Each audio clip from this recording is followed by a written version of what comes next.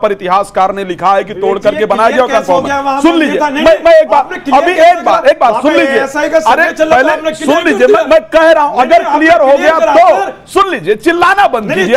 मैं आपके लिए गलत नहीं बता रहा हूं, आपके काम की बात बता रहा हूं, सुन लीजिए पहले।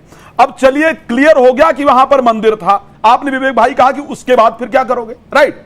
अब जब मुस्लिम लॉ यह बात कहता है कि किसी धार्मिक प्लेस को अगर तोड़ करके वहां मस्जिद बनाया गया है तो वहां नमाज नहीं हो सकती है, किसी की जमीन कब्जा करके बनाई गई मस्जिद पर नमाज नहीं हो सकती है, और हिंदू लॉ कहता है कि जब तक मूर्तियों को विधि विधान से विसर्जित ना किया जाए तब तक वो मंदिर ही रहता है। तो क्या ये मंदिर में नमाज पढ़ना चाहेंगे?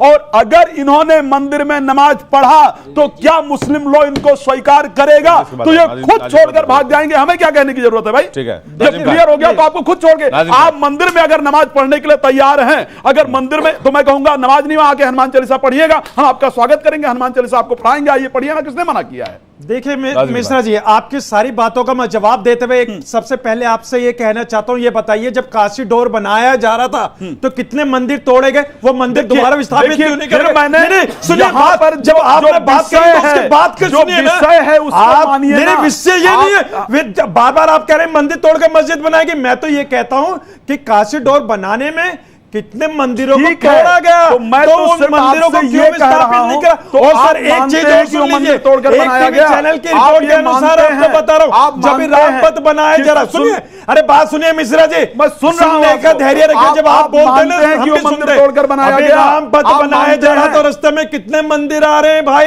कितने मंदिरों को तोड़ा जा रहा है? अभी थोड़ा ये बता दीजिए, आप नहीं बता पा रहे, लेकिन आप तो सिर्फ ये कह रहे हैं कि मंदिर में मूर्तियां रखी जाती है, मूर्तियां तो रखी जाएंगी, रुक गया, नमाज पढ़ी जाती है। बिलाल खान, मैं आपका जवाब इस तरीके से देना चाहूंगा जो आप कह रहे हैं। आप मैं कहूंगा अगर एएसआई की सर्वे वहाँ मस्जिद आ गई तो आप वहाँ पे जाके कलमा पढ़ेंगे? फिर कलमा पढ़ेंगे मस्जिद के अंदर? मैंने कहा नहीं पढ़ेंगे, अगर मंदिर मस्जिद आई तो आपको मुबारक हो, अगर मस्जिद आई तो आपको मुबारक हो, लेकिन क्या मंदिर निकलेगा तो आप इसी प्रकार से स्वीकार करेंगे? मैं कह रहा हूं मस्जिद आई तो आपको मुबारक हो, लेकिन क्या मंदिर निकला तो आप स्वीकार करेंगे? यहाँ कह दीजिए ना, मैं तो कह रहा हूँ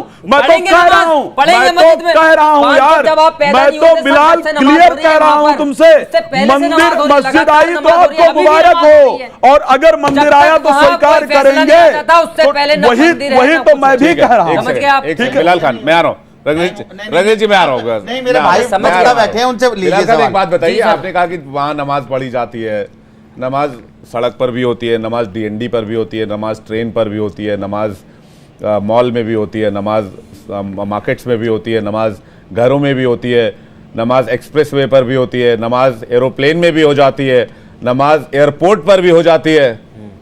ये सारी मस्जिदें पे इस्माइल फारूकी मामले में तो क्लियर है। एक सेकंड, एक दिन जुमे का नमाज का वक्त होता है, उस वक्त में ऐसा होता है कि साइड में कहीं किसी को परेशान नहीं किया। मैं वो बात नहीं कह रहा हूँ, मैं आपसे ये कह रहा हूँ, इसके बाद रंगरेज जी में आप तैयार रहिएगा।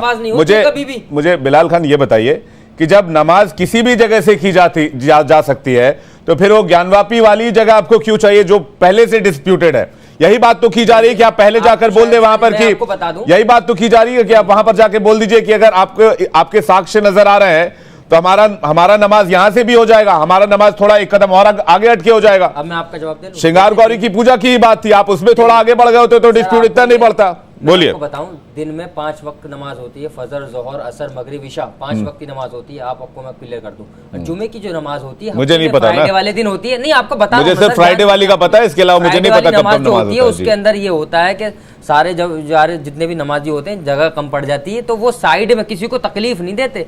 अगर वो प्लेन में नमाज होती है तो एक वक्त की लिए होती है, वो 2 मिनट के 2 फर्ज होते हैं, वो पढ़ जाते हैं, किसी को रोक के नहीं, परेशान करके। ये तो हम कह रहे हैं नाजायज हो रहा है, अगर कोई किसी को परेशान कर रहा है, या हाईवे पे ट्रैफिक को रोक के नमाज पढ़ना गलत पढ़ रहा है। नहीं, किसी को परेशान करके नमाज पढ़ी, किसी को रोक कर किसी को परेशान करके नमाज नहीं की जा सकती। एक सेकंड रंगरेज जी, किसी को रोक कर किसी को परेशान करके नमाज नहीं पढ़ी जा सकती, तो फिर ज्ञानवापी के लिए इतनी परेशानी क्यों है? मस्जिद में नमाज हो रही है। भाई बिलाल जवाब बिल्कुल मैं जवाब दे रहा हूँ। मस्जिद जवाब नहीं है, वो जवाब है, ऑटोमेटिकली जवाब मैं भी दे रहा हूँ, वो भी देंगे। जवाब है ही नहीं, मस्जिद ये हाल है, जवाब उनके पास जवाब नहीं है। जवाब दे, जवाब हम दे रहे हैं। यही हाल तो कोर्ट में हुआ था, यही कोर्ट में कहा, यही कोर्ट में कहा था कि मामले को भटकाओ मत, और सिर्फ जवाब दे पाए। कैरेक्टर रिलीजियस कैरेक्टर पता करने का प्रयास किया जा रहा है। मंदिर अलग है, मस्जिद अलग है। जो आपकी नंदी देख रही है वहां से मस्जिद के सामने, तो वो ये कह रही है सामने मस्जिद होनी चाहिए। नहीं रंगरेज जी, आपकी एक सेकंड, बिलाल खान एक सेकंड, आपकी मुस्कुराहट, आपकी मौन सहमति है। देखिए मैं क्या कह रहा हूं, आपने एक सेकंड मिश्रा जी, एक सेकंड, विवेक जी, आपकी ये मौन सहमति है एज ए इस्लामिक स्कॉलरिस्ट कि आप ज्ञानवापी में जो कुछ भी है उस पर आप वहां पर जाके पूजा कीजिए और वो जगह और नमाज कहीं और हो जाएगी, जिस तरह से आप खामोश है और जिस तरह से मुस्कुरा रहे हैं। ऐसी मेरी कोई सहमति नहीं है, मगर मैं क्या कह रहा हूँ, इस तरीके से डिबेट नहीं होती जिस तरीके से हमारे यहाँ पर डिबेट हो रही। तो मैं चाहता हूँ कि शांति से लोगों तक बात पहुँचनी चाहिए। हाँ। बात थी सिंगार गौरी की पूजा अर्चना की, जो वहाँ पे साल में एक बार होती थी। उसमें मुसलमान समाज भी ये चाहता है कि हमारी बहनों को अधिकार मिलना चाहिए, रोजाना होनी चाहिए।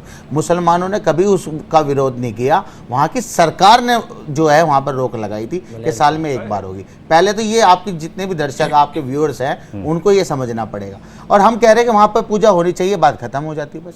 तो जहाँ पूजा होगी वहाँ नमाज कैसे होगी? कह रहे हैं रोज वहाँ पे वो परिसर से टेक्निकल बात मैं आपसे समझना चाहता हूँ। मैं टेक्निकल बता रहा हूँ। हाँ। जो मस्जिद का परिसर है सर, हाँ। जो उसके बाहर बैरिकेटिंग, आप गए या नहीं गए मुझे नहीं पता, मगर जो बैरिकेड के बाहर वो एरिया है जो सिंगार गौरी का है, वो मस्जिद से अलग है। वो तो दीवार तो सेम है सर, सुन तो लीजिए। वो दीवार, पिछला दीवार जो है सर, हाँ, है दो दीवारें हैं सर ऐसे। हाँ। एक दीवार ये है जो सिंगार गौरी की है, ये मस्जिद की दीवार। वो तो बाद में दीवार डाली गई, अलग अलग है सर, वो तो दीवार बाद में डाली अलग है। तो वहां अरे रंगरेज साहब, इतनी सटी हुई दीवारें कौन बनाता है? वो दीवार तो बाद में डाली गई।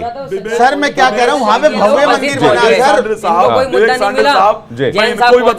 और आपको भी बताना चाहता हूँ, आपकी कोई भी एक मस्जिद दिखा दीजिए जिसके नीचे जो है वो हिंदू धर्म के लोग पूजा करते हैं। बेसमेंट में व्यास पूजा होती थी, व्यास परिवार, सुन लीजिए, 1937 तक पूजा करता था, 1993 तक, और 1996 के सर्वे में इसमें फैक्ट में क्लियर कर दूं, ठीक है?